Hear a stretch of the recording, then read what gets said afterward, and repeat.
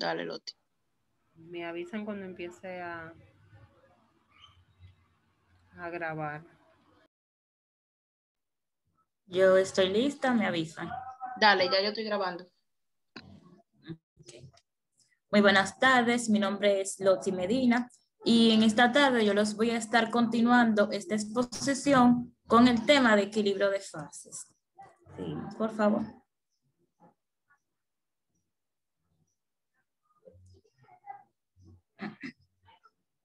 Bueno, iniciamos con el equilibrio de fase para un sistema de un solo componente.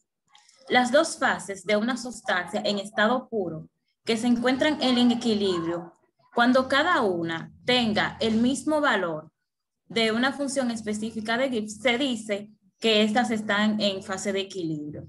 Esto ocurre de igual forma en el punto triple, o sea, en el estado en que las tres fases coexisten en equilibrio y las funciones específicas de Gibbs de las tres fases son iguales entre sí. El criterio de las dos fases de una sustancia pura, cuando el agua una sustancia pura, como el agua, es un ejemplo muy fácil de utilizar. En esta podemos tomar fácilmente las dos fases, como por ejemplo la fase líquida y una fase de vapor saturado en estado de equilibrio, pero esta está a baja presión y a una temperatura especificada. Según lo vemos en la figura 16.18 que está en el libro. Podemos ver la función total de Gibbs para este tipo de mezclas, representada por la función G es igual a M sub F por G sub F más M sub G por G sub G, donde G sub F y G sub G son las funciones de Gibbs de las fases líquidas y de vapor por unidad de masa respectivamente. La siguiente, por favor. Aquí vemos en la figura 16.28, vemos la representación de un recipiente que no está expuesto al ambiente. Este tiene tapa y en su interior contiene un líquido representado por la letra M sub F, pero también se encuentra con el mismo líquido, pero en otra fase en estado de vapor, representado por la letra M sub G. A una temperatura específica y presión específica.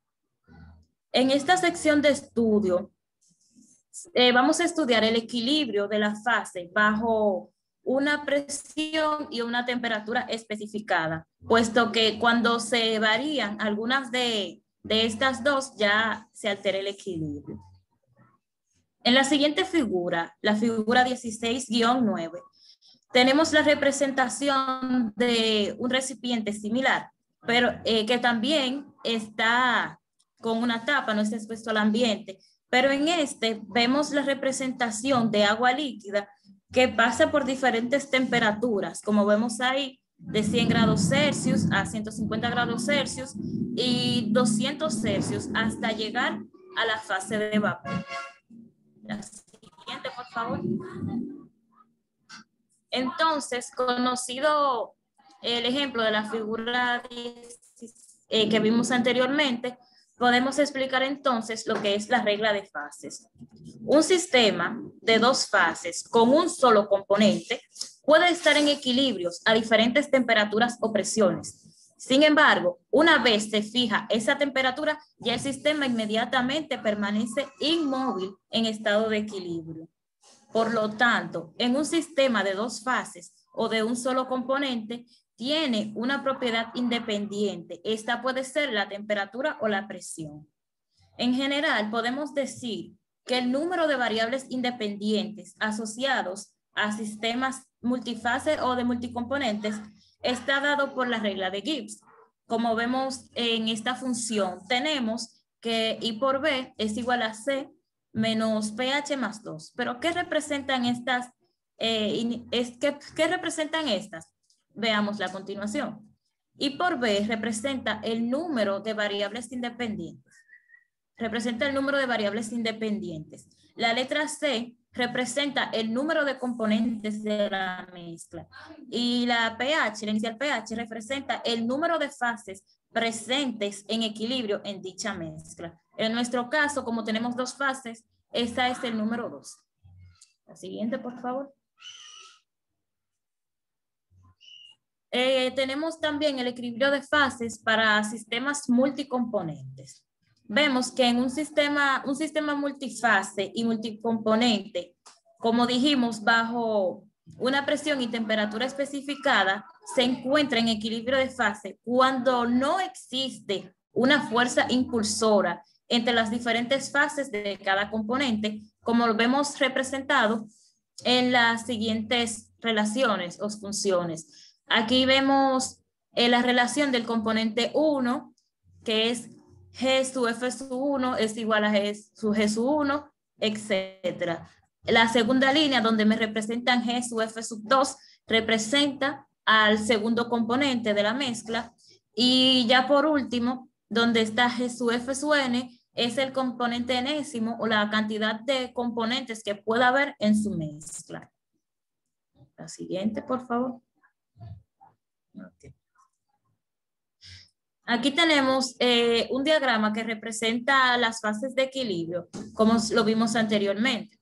En esta sesión de estudio, el equilibrio de las fases en sistema de dos componentes, como dijimos aquí, involucra dos fases. En este estado, como habíamos tomado el ejemplo del agua, vamos a tomarlo nuevamente. Vamos a representar la fase líquido, el agua normal, y la fase de vapor de agua. Pero en este diagrama no toman el agua como ejemplo. Aquí tenemos dos sustancias que son el oxígeno y el nitrógeno. Aquí tenemos la representación de las dos fases y el punto exacto en donde se encuentra la fase de equilibrio. La parte de abajo que estemos en color más oscuro representa la porción en el que el agua se encuentra el nitrógeno y el oxígeno en su mezcla se encuentran en estado líquido. La parte más clara, en la parte de arriba, representa ya cuando pasan al estado de vapor, representado en una temperatura en Kelvin a unos 94, casi 94 grados Celsius. En estado de vapor se encuentra entre 78 a 94 Celsius. Pero en el punto en que está desde los 77.3 a los 90 prácticamente, esta es la fase en que están en equilibrio, en el que ambas fases coexisten, la fase líquido y la fase de vapor. La siguiente.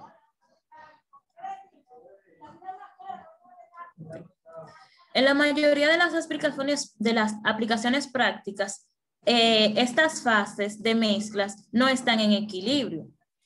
Están en interfase, como ejemplo la interfase aire-agua. En esta se utiliza la fracción molar de vapor de agua. Y esto lo terminamos fácilmente a partir de los datos de saturación, como se muestran en el ejemplo 16-8 que se encuentra en nuestro libro. Las situaciones que representan una interfase líquido-sólido es muy similar. A una determinada temperatura solo pueden disolverse cierta cantidad de sólidos en un líquido y la solubilidad del sólido en el líquido se determina a partir de requerimientos que deben existir en equilibrio dinámico entre sólido y líquido. En esta parte debemos recordar que la solubilidad es la cantidad máxima de material en estado sólido que puede ser disuelto en un líquido a una cierta temperatura específica. Y la mayoría de estos datos se encuentran tabulados y los podemos encontrar en diferentes libros o en internet. La siguiente, por favor. Aquí vemos un ejemplo. Esta es la tabla 16-1 y es una tabla de solubilidad que está en nuestro libro y representa el grado de solubilidad de la sustancia de la sal y del bicarbonato de calcio a diferentes temperaturas y estas se encuentran dadas en Kelvin. La siguiente, como por ejemplo, okay. Creo que se saltó una página. Ok. Aquí vemos un ejemplo de cómo calcular la solubilidad con estos datos. Vemos, te dice, la solubilidad de la sal, cloruro de sodio, en agua a 310 Kelvin es 36.5 kilogramos por 100 kilogramos de agua. Eso es por 100 kilogramos de agua. Ahí le ponemos un ojo porque en los datos que tenemos tabulados justamente es a esa cantidad que están representadas la solubilidad. Por lo tanto, la fracción de la masa de sal en salmuera saturada es, aquí tenemos la parte FM, que es la cantidad de sal en el líquido. Tenemos que F sub M es igual a la masa de sal entre la masa. ¿Cuánto fue la masa total de sal que nos dieron? Fueron 36.5 kilogramos. Entonces, sumamos esa cantidad, 36.5 más 100, que es el total. Y nuestro resultado fue 0.267 o 26.7%. La siguiente, por favor. Para continuar, veremos lo que es la ley de Henry y la ley de Raoult. Tenemos que la ley de Henry dice que a una temperatura constante, la cantidad de gas disuelto en un líquido es directamente proporcional a la presión parcial que ejerce ese gas, como lo vemos representado en esta función. P sub I en el lado líquido es igual a la P sub I en el lado de gas sobre H. Aquí nuestra H representa la constante de Henry. Mientras que la ley de Raoult, esta ley es una ley termodinámica que establece que la presión de vapor parcial de cada componente de una mezcla ideal es igual a la presión de vapor del componente puro multiplicado por la fracción molar de la mezcla. Como vemos aquí, P sub I en el lado gaseoso es igual a Y sub I en el lado gaseoso por la presión total, que eso es igual a Y sub I en el lado líquido por la presión de saturación en la temperatura, por la temperatura. La siguiente, por favor. Aquí veremos rápidamente un pequeño problema para repasar lo aplicado. Dice, un sistema de refrigeración en sistemas de refrigeración por absorción, a menudo se utilizan mezclas de dos fases en equilibrio, de amoníaco líquido y agua. Considere una de tales mezclas que se encuentran a una temperatura de 40 grados Celsius, en la cual se mostró en la figura 16.27. La composición de la fase líquida es 70% del amoníaco y 30% de agua. En números molares, determine la composición de la fase de vapor de esta mezcla. La siguiente, por favor. Ok. Para este problema consideraremos, primero, que tenemos una mezcla de dos componentes. Primero, el amoníaco y el agua. Están a una temperatura especificada y presión especificada. Tenemos las siguientes propiedades, que la presión de saturación del agua y el amoníaco a esta temperatura, que fue 40 grados Celsius, son 7.38 kilopascales y 1554 kilopascales. Hacemos un análisis de lo que nos están pidiendo y vemos que las presiones de vapor la podemos determinar por la siguiente función. La presión de vapor en el lado gaseoso es igual a la presión, o sea, en el agua primero. La presión de vapor en el lado gaseoso es igual a la parte de Y en el lado líquido por la presión de saturación del agua por la temperatura. Esto nos dio 2.22 kilopascales. Hacemos lo mismo para el, oh my God, regresa para el amoníaco, perdón. Hacemos la misma operación para el agua y para el amoníaco.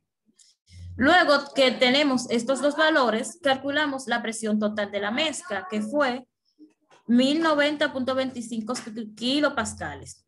Luego de obtenido el valor de la presión total, Calculamos entonces las fracciones molares en la fase gaseosa de ambas sustancias, tanto del amoníaco como la del agua.